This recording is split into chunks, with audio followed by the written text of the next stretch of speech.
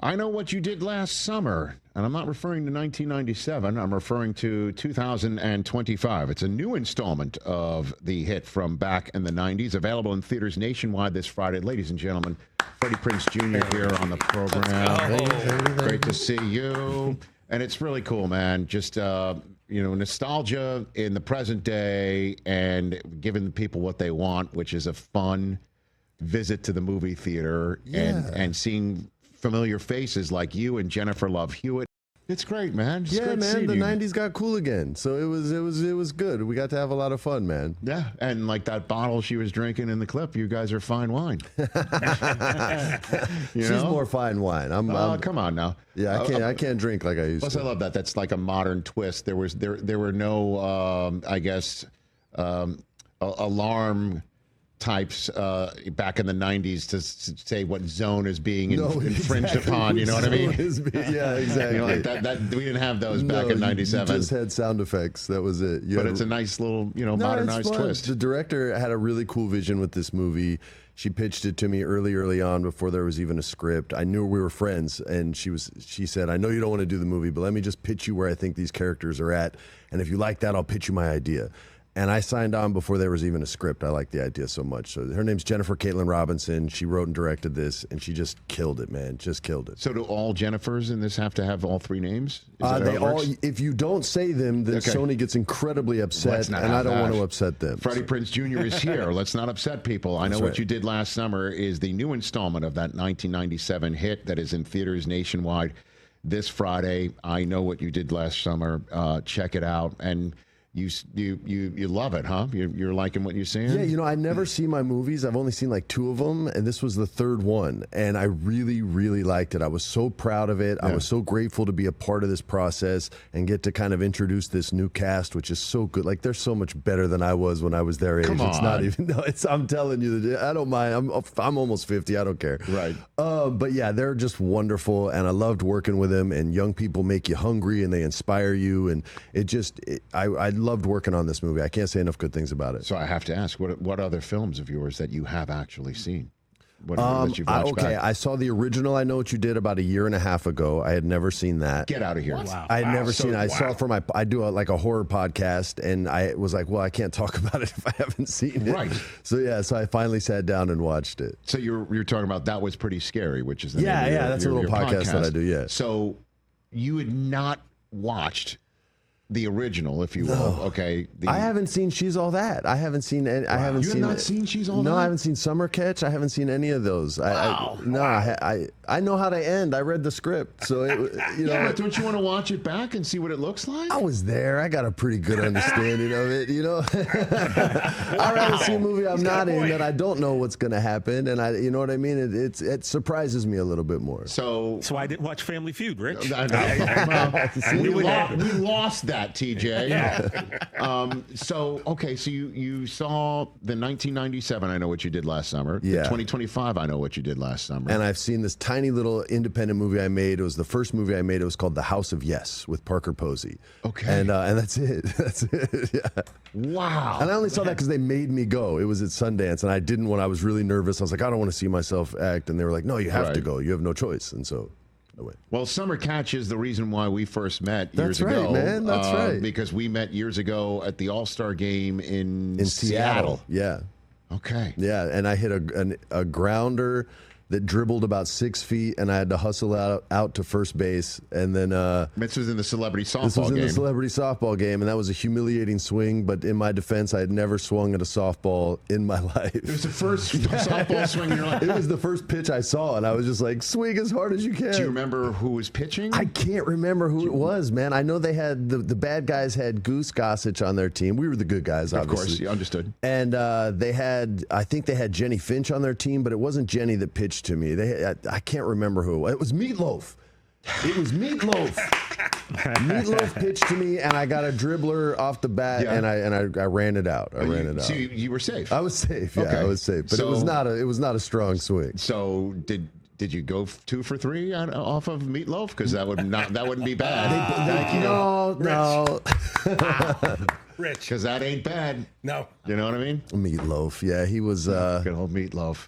Yeah, they pulled him after the second, I think, and to get other pitchers in there. Not because he wasn't performing. Kenny Mayne had a quick hook? Because I think he was the manager. Was he the manager? So, yeah. Because I was the sideline reporter for Very ESPN's coverage, the only way you could put it, the coverage of the celebrity softball game. Highly watched, highly anticipated celebrity the thing softball. that I remember from that is Don Mattingly was one of the coaches as well. And I had, that's my guy growing up. Yeah. That was my guy. No, Donnie Baseball was the man. Donnie Baseball. I've embarrassed myself multiple times in front of him. Nah, man, he's super nice and super cool. He didn't. No, it's just, right, because he didn't. You're like, no, I embarrassed myself. I totally embarrassed myself. I wasn't there. I take it back. I have done that. Okay, so that's pretty cool. Like, and that was because of Summer Catch, right? That was Summer Catch, man. We had a blast making that movie. It was this little baseball movie that was trying to get made, and I read the script, and I really liked it, and the director and I got along.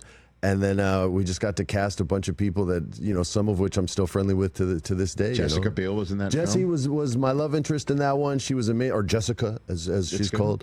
But Jessie, that was back then. Yes. Super cool, awesome chick. And Matt Lillard was in that. Wilmer Valderrama was in that. Christian Kane was in. We had a really fun, cool cast, man. Everybody. We were playing baseball and getting paid to do it, and we weren't professionals, so there was zero pressure on us. Right. It was the best. Did you have to, take lessons or something? Oh, yeah. We trained. I had to learn how to pitch for like a month and a half before the movie started.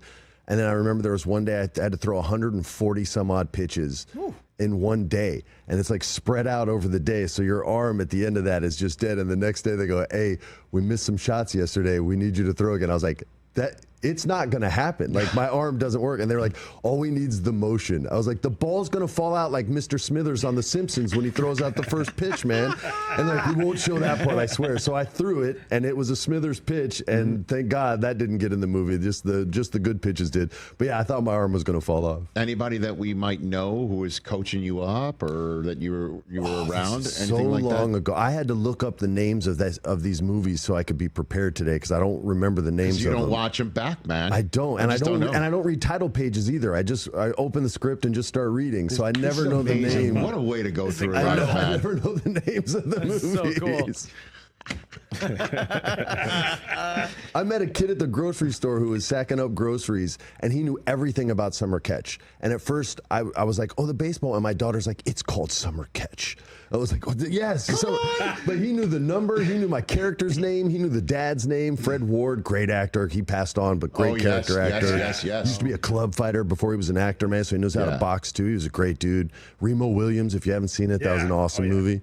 But yeah, and Tremors, obviously. But yeah, she had to remind me the name of the movie, and this dude knew everything about it. Like everything. She was like, Dad, you have to know the names of your movies. But the big one was obviously the I Know What You Did Last Summer. I Know What You Did and She's All That were the two big ones. I Know What You Did opened the door and gave me the opportunity for every other movie I got. Right. So how did you get that one? Like, walk me through the original. I auditioned 5 times. I was not the first choice, and I thought I was going to get fired every single day for the first 3 to 4 weeks of that movie. And then had this like realization where I was like, well, they'd pretty much have to reshoot the whole movie now if they fired me. So I think I'm good. Like 2 weeks left of production, and I was very confident going to work the final 2 weeks. But before that, I thought I was going to get canned. I was the least experienced of all those actors. They were all child actors. I had just started. I had 1 movie under my belt. They had 20 jobs under their belts. They'd been doing it since they were 4. I had been doing it for 8 months. Dude. So it was nervous. Oh, look at those cuties. Wow. Look at those kids. See? Killing pretty people. That's what every good horror movie's about. I mean, what's Ryan doing with your lady, man? Hey, man, they were in love, man. You got to just let it be. Okay, understood. All right. And so you just look, what do you think of when you see this photograph, dude? I don't have brown hair anymore. Understood. I have a beard that's also gray, and my hip hurts. That's about like sitting like. I'm not saying what you're thinking now. Sitting like that in that position now would be absolutely impossible for me to accomplish. That is so funny. Yeah, you need help, Pop? Yes, I do.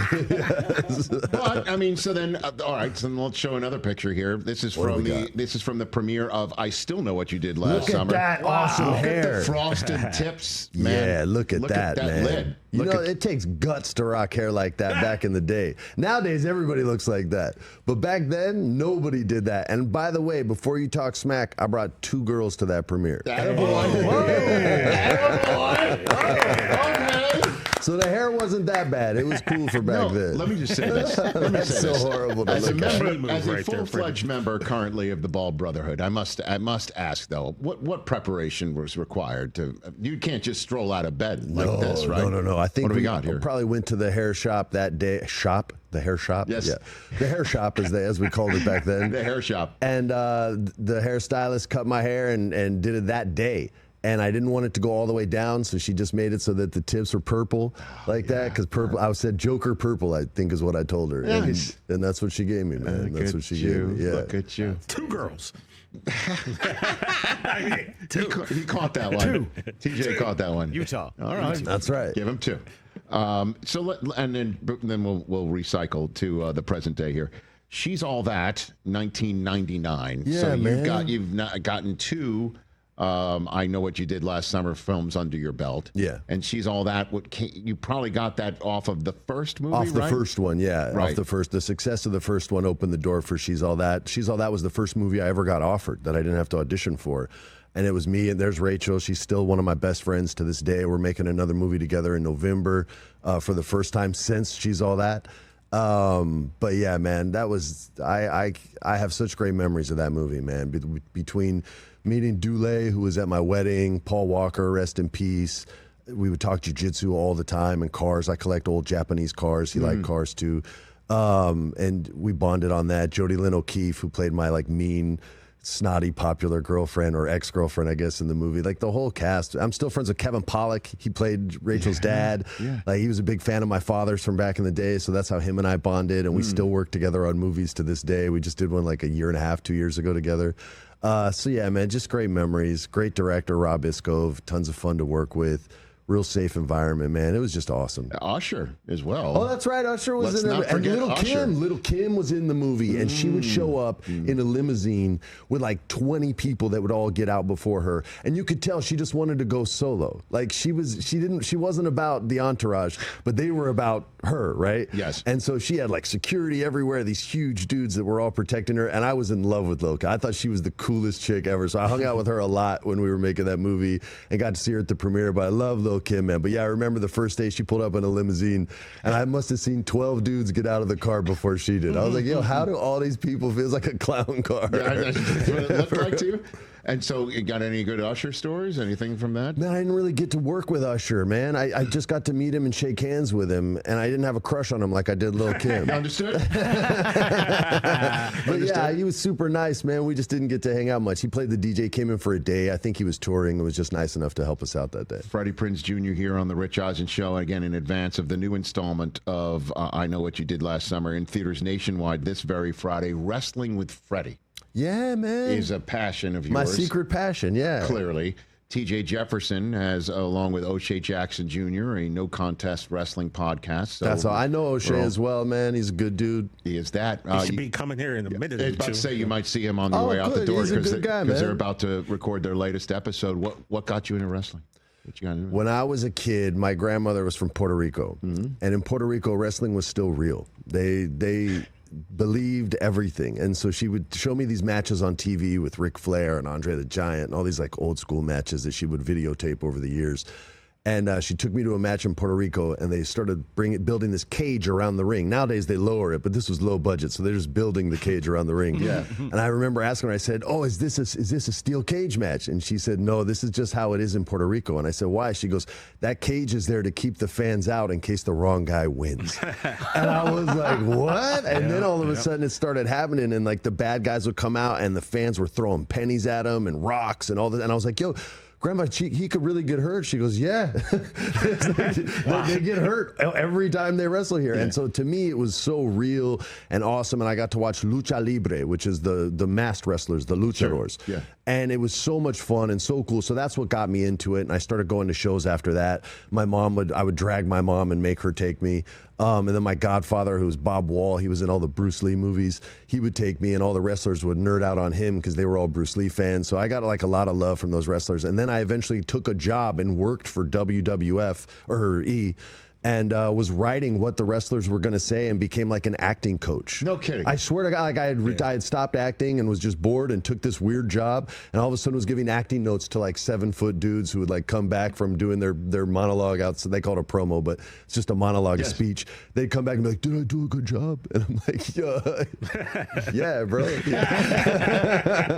way to go." Big show. It was exactly. But yeah, man, it was a blast, and I still love it to this day. My kids watch it now, so we watch together and just have fun. Whose material did you provide that you were the most proud of? That you got, okay, that was a great... There was this dude named Jeff Hardy, and everybody really believed in him, but he had never gotten a real shot at the world title. And I was responsible for writing that storyline, and I directed some of them too, but mainly wrote all the dialogue and the story that kind of took him to winning his first world championship. And that was an amazing moment. Yeah, it was cool. Fans really dug it, man. Fans dug it. Yeah. Yeah, the guy behind you is an encyclopedia. Yeah, he's got my back right now. I know Literally. he does. Yeah, I know. Wrestling nerds take care of one another. Right. Seth Rollins is going to sit in this chair on Wednesday and Thursday. He's hosting the show. Oh, really? Yeah. Oh, nice. He's going to do that. He's one of the best in the world right now. He is indeed. Hopefully he's as healthy as it can be right now. Yeah, that knee, man. It didn't look. It did not look good. that great. No. But I guess he's still coming here Wednesday. Nah, he's a tough son of a gun. He'll be here for sure. I Know What You Did Last Summer is a new installment in theaters nationwide this Friday. Here's the very important bar that needs to be met here is if nobody in the cast finds their future wife, it can't be as good of a movie.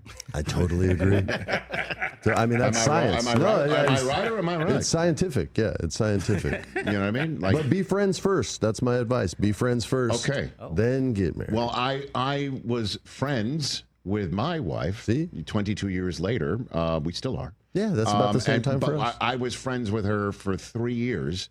But it's almost the exact same amount of time, Sarah. But not because I wanted to be. It wasn't Rich's choice. You were just working on her for 3 years, working on her. I mean, that's one way to put it. Laying down she hit bait, him with the Heisman. laying down bait, seeing if she takes it. Yes.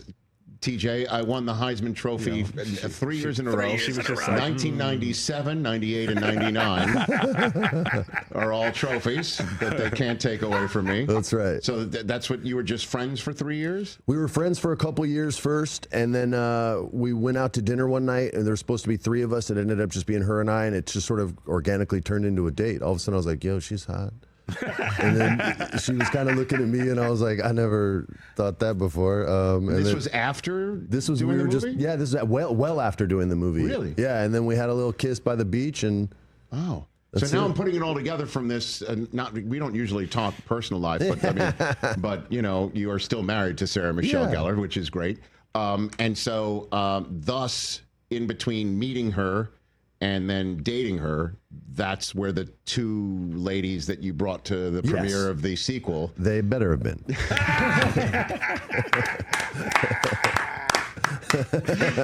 I'm piecing it all together. There you go. The timeline and how it all works out. It worked out. Very happy ending. It worked out. Yeah. So I mean, again, whoever is in this film, let's see if we can make. Well, it's a lot of pressure. Let's get a love connection. The premiere is tonight, so I'll see if I can't get some sparks going with some of the cast. You know what I mean? Play a little Cupid Play a tonight. little Cupid. Yeah, You know Cupid. what I I'll mean? bring a bow and arrow and everything. Yeah, That'd be great. Then we'll know what you did.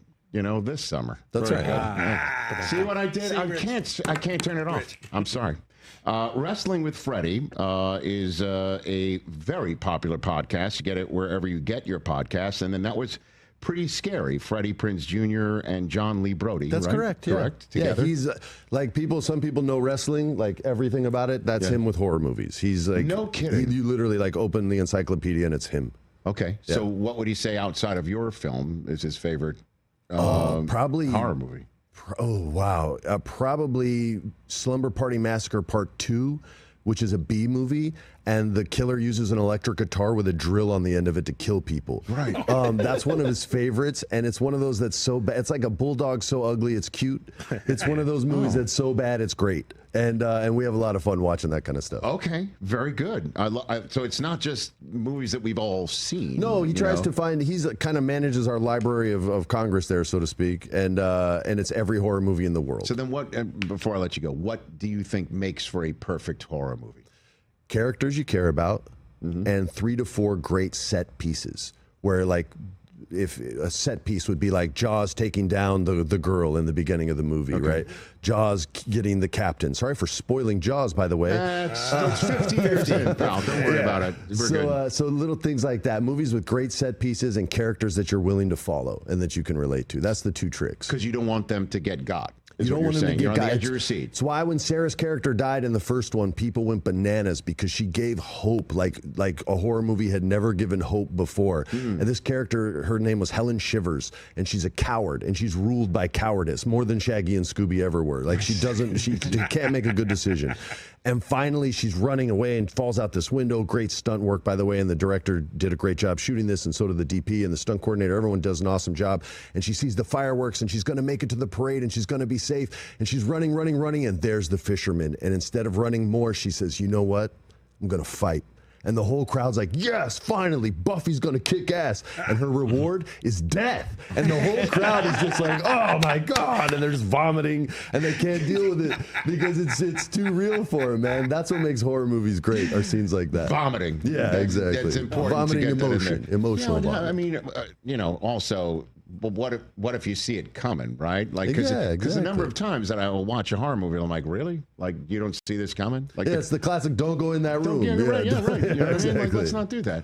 All right. Well, I know what you did last summer. Again, the new installment available in theaters nationwide. I don't know if you have to run out, but I've just been told O'Shea just is he here? I love O'Shea, man. I want to see him no matter what. Second chair and we just I have a second. Yeah, I have a little bit of time. I have to go to get ready for the premiere and all that good stuff. So we got a little bit of time. Another couple minutes. Is that fine? We got a little I don't mean bit of to put you on the spot. No, I love O'Shea. Okay, great, terrific. If you don't mind, I just threw that one out there. Yeah, we'll make it work. We're going to make it work. Look who's joined Freddie Prinze Jr. is O'Shea Jackson Jr. That's right. Juniors for everybody. Juniors for everybody. That's right. Our junior cup is runneth over. That's right. Taking the seats over. And one of the hosts of No Contest Wrestling. The other one is in the corner with T.J. Jefferson, O'Shea Jackson Jr., and the host of Wrestling with Freddie. We already talked. We're going to do each other's podcasts. Oh, great. Oh, yeah. A home and home. We're going to do the podcast thing. You can do home and home. That's right. Yeah, man. Okay. Yeah, man. Rubbing elbows. Well, I've known him for a while. We've known each other a little bit outside of this, too. Is that right? Yeah, we've hosted a few radio shows together. Oh, is that right? Yeah, back in the day we I did. did. Which Are we allowed to even say it? I mean, I'm going to say Mason and Ireland. Our buddy Steve Mason. Okay, fantastic. Yeah. Back on the Rich Eisen Show Radio Network, sitting at the Rich Eisen Show desk, furnished by Grainger. It's with professional grade products for every industry. Grainger has you covered. Call clickgrainger.com or just stop by. 5 minutes to go on the show, and we figured to leave Freddie Prinze Jr. here if he was so kind, and he is, and O'Shea Jackson Jr. here is as well. I brought you some gifts, man. What'd you bring? Well, I got to give one to Freddie, but I know.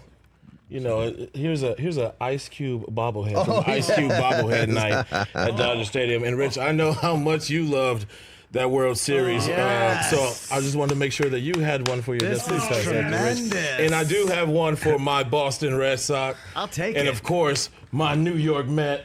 And my Dodger fan right there, Mike Deltufo. Get out of here with that. That's right. Fifth inning, everybody. Fifth inning. Yes. Freddie, have you ever played in one of those celebrity Dodgers games too? You know, they changed it years ago from baseball to softball. Okay. And I begged them to change it back to baseball. That was one of the unique, and they refused to do it. And so I told you about my softball experience, and I'm not very good at it, so no. When they change it back to baseball, call me. So basically, Take a stand. you're when it comes to celebrity games, you're a purist. Is what A you're purist, saying. yeah, You're a absolutely. purist. Well, it used to be that, and they changed it. Why? To make it easier? Honestly, this has made it harder for me. So that was, I was just not gonna. I'm not striking out in Well, softball. I'm just glad that you stuck around. I got my juniors here, my podcasters, my wrestling podcasters right here. It's tough being a junior, and we both made it, rough. man. It's tough. It's rough, man. It's like you're a statue built to honor that which walked before you, and you don't even have a name. A lot of times, you'll just be called Junior or June or Junie or Junebug. I can't even, if it's too sunny, they call me my dad. If I'm out there like this, frowning throughout the day, they're just, I've taken so many pictures with people, and they think that I'm him. They'll find out in the car, but at the time, I'm going to take a picture. Find out in the car. Oh, fantastic. Yeah, man. Okay. That's right, man. I'm aging great. Don't worry about it. You are.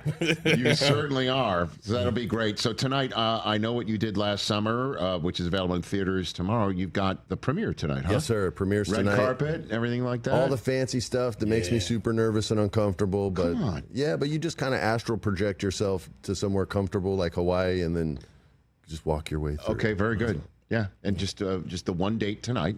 Yeah, just the one. Trying to keep that date.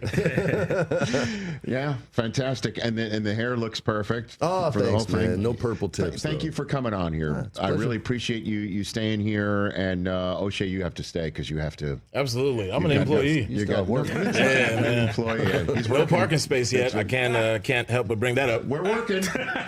We're working on it. I got you. I'll Uber. Well, you know what? You're here, and I appreciate that. Congrats on the movie, and thanks for coming down. No, it's my I pleasure, really man. appreciate it. Everyone, again, check out I Know What You Did Last Summer, available in Freddie Prinze theaters Jr., everybody. nationwide this Friday. Catch the Rich Eisen Show live weekdays from 12 to 3 p.m. Eastern on Roku Sports Channel in the U.S.